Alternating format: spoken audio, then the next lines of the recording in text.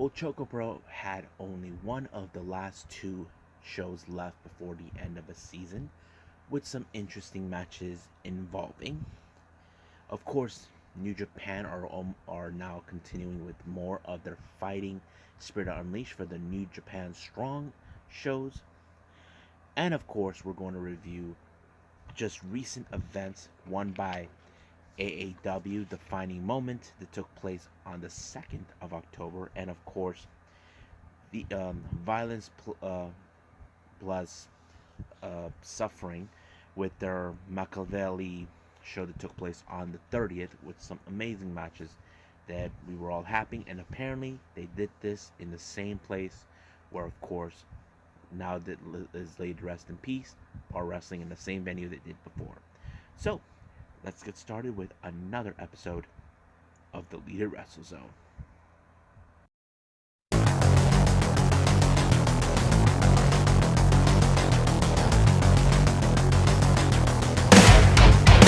Are you ready? Get up, get up! Get up, get up! Get up, get up! Get up, get up! Get up, get up! Get up, get up!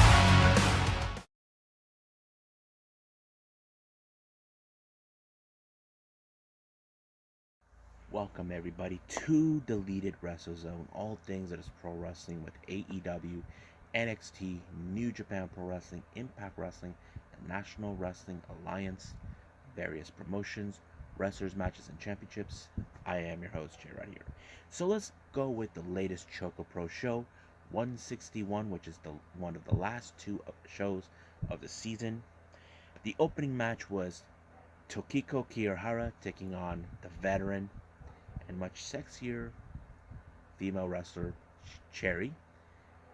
I was surprised what she was wearing. She doesn't wrestle with, you can see a lot of her skin, but it worked. It was like Tokiko and Cherry think alike, but those who don't know, both Cherry and um, what's her name, Tokiko, they're in fact this almost a similar age. They're in their mid 40s. You probably saying right now, what? Yep. Kirihara, Tokiko Kirihara is 46, while Cherry is 47. But she still looks good for her age. Both of them do. But they both have the similar mindset.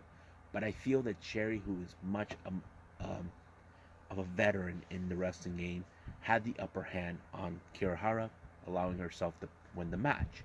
But they are going to team up in the next episode. I'm kind of curious to see that. Now, our next match is a very unusual tag team match that features my favorite tag team, the Best Bros, May and Balian, taking on two members from each of the opposing team for the following season finale of ChocoPro.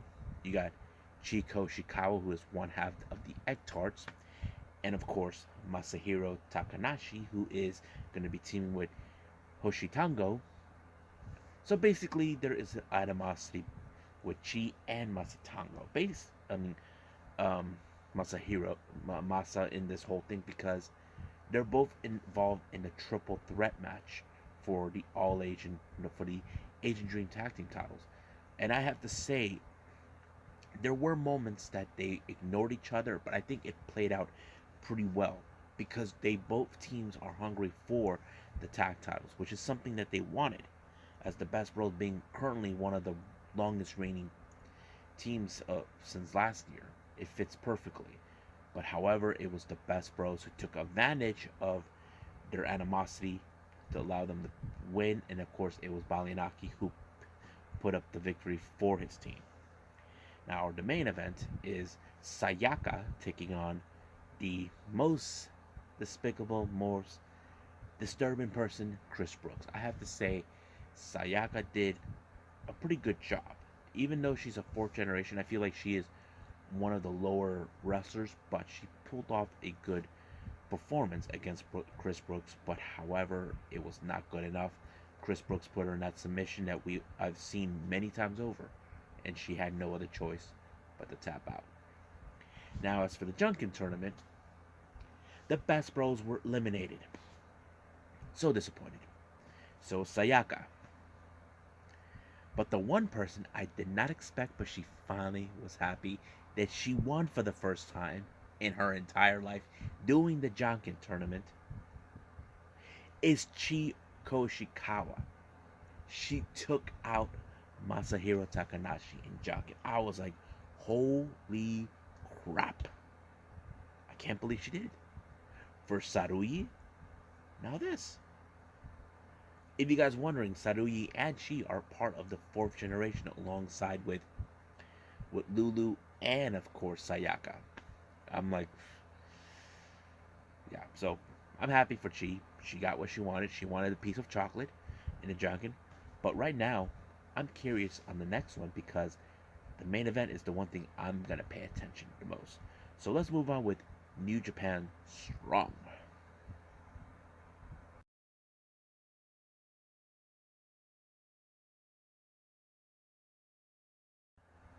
Okay, so Fighting Spirit Unleashed by New Japan Strong had some three matches, but the main event is for the open weight, the Strong Openweight title between Tom Lawlor and of course the challenger Lio Rush.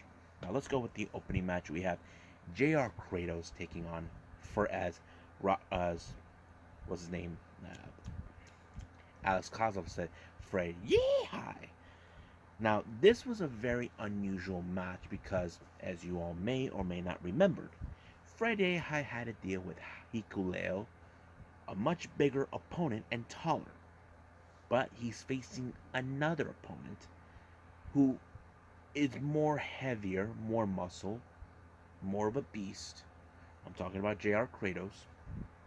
So, Alex Made had a good valid point. Did he had a death wish? Well, I don't think so. I mean, I feel Fred Yehi is up to the challenge, but sorry to say this, he was not good enough for him, and it allowed him to lose the match. Now, this next match is more of a revenge plot. As you know, not too long ago, Chris Dickinson made Royce Isaacs tap out.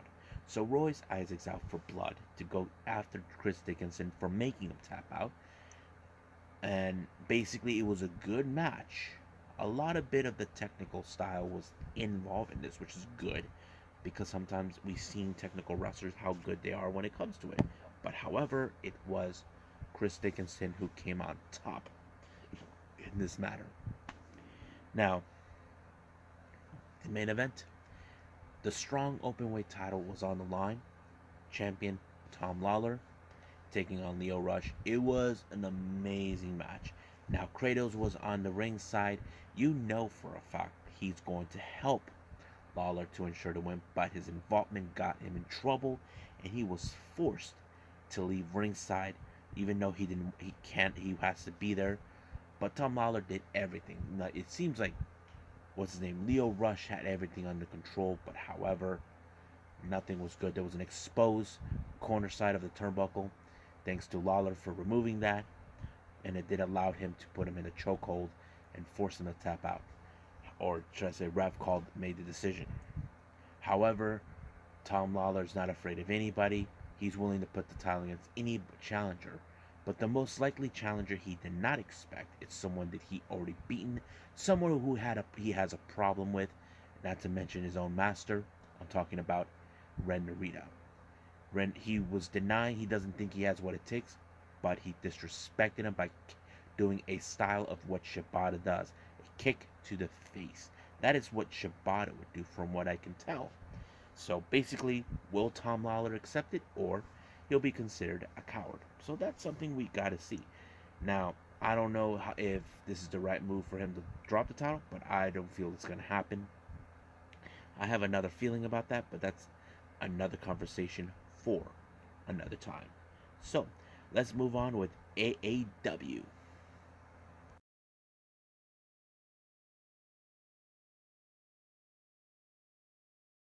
Okay, so we got AAW Defining Moment.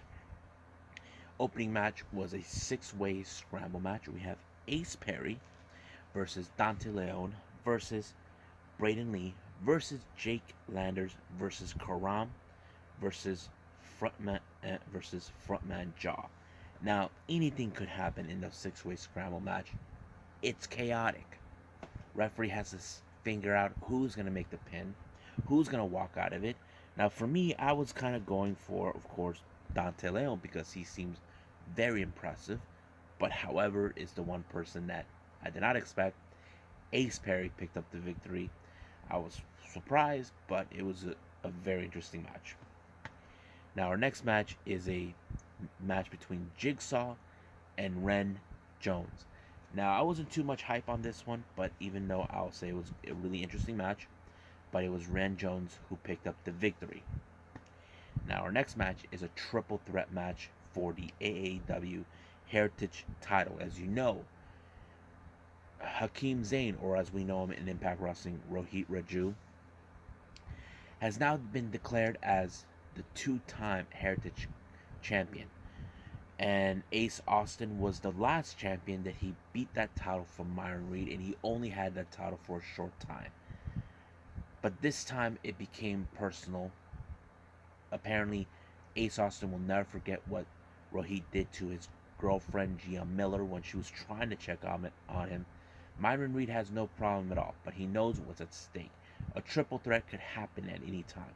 But I knew right from the get-go that the Hakeem's stooge, Karam, was going to show up, try to interfere, and it did. Now, Gia Miller tried to intervene, but Hakeem Zayn walked out. He once again proves that he is the top guy, and he's going to make that title proud. But sooner or later, Ace Austin will get his hands on Hakeem Zayn. Now our next match is another title match. We have the AAW Tag Team titles between challengers Larry D and Shane Mercer taking on Stallion Rogers and Jake Something. This match was awesome. I have to say it was really good because I feel like with Stallion Rogers and Jake Something, it showed a lot. I was very happy with the result on this one.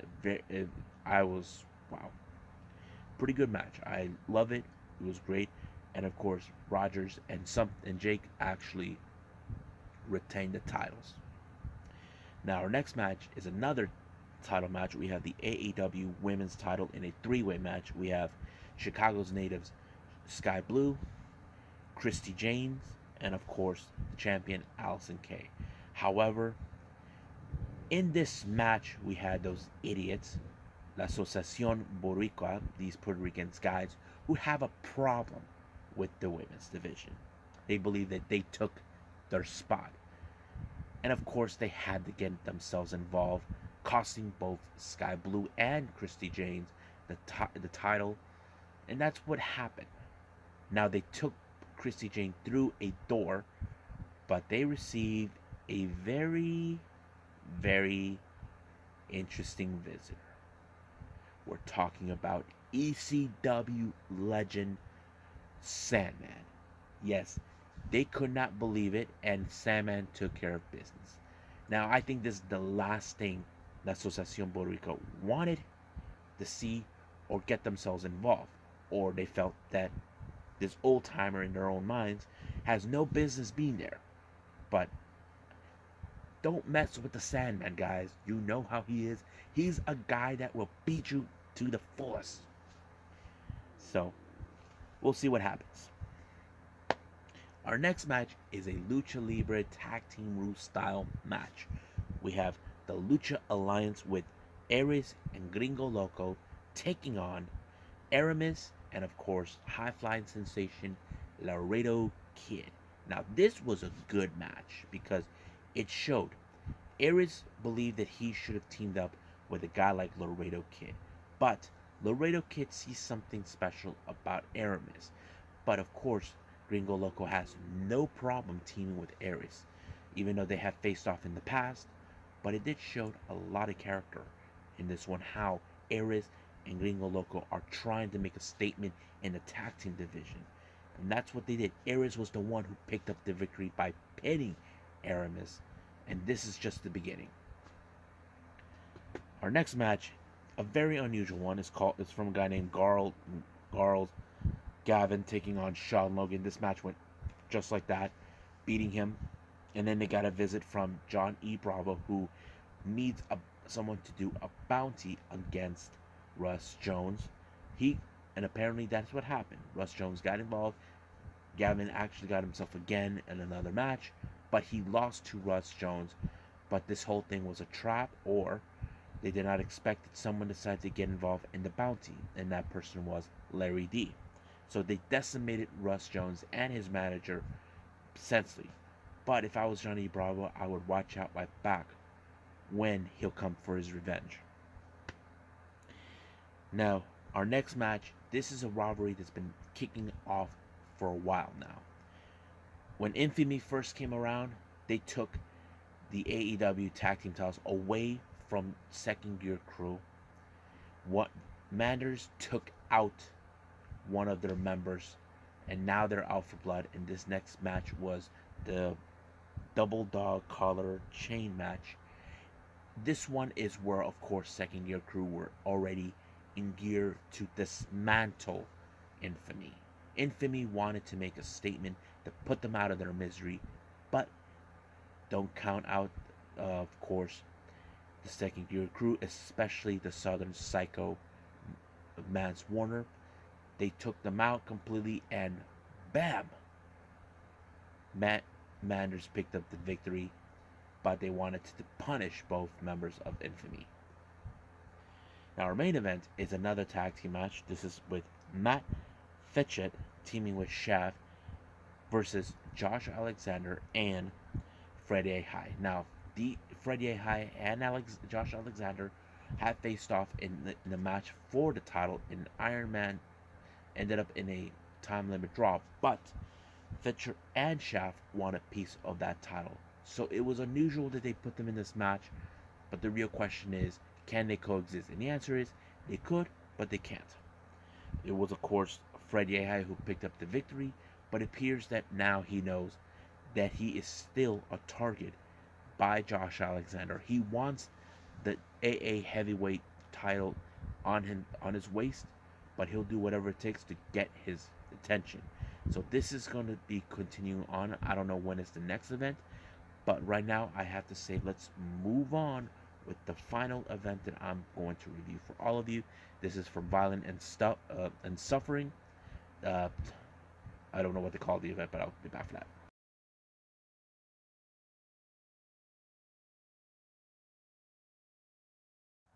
Alrighty, so the last review is from Violent plus Suffering, or as we call it, VxS. This is from their latest event that took place on the 30th of September, called Makaveli. Hopefully I pronounced it right. If not, I slap myself in the head for that.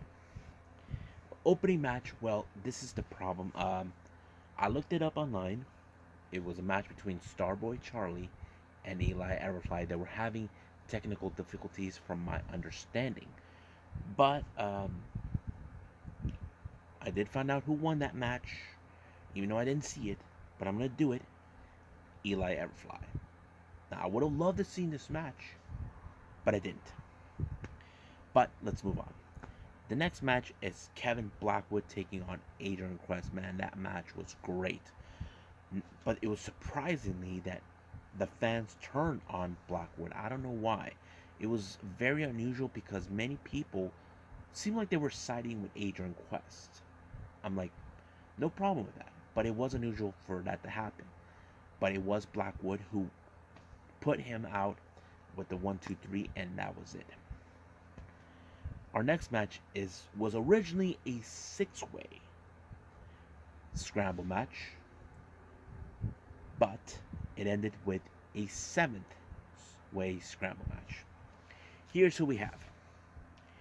Gabriel Sky, Matt Mandegriff, G-Sharp, Slice Boogie, Brandon Gatson, and Super Panda.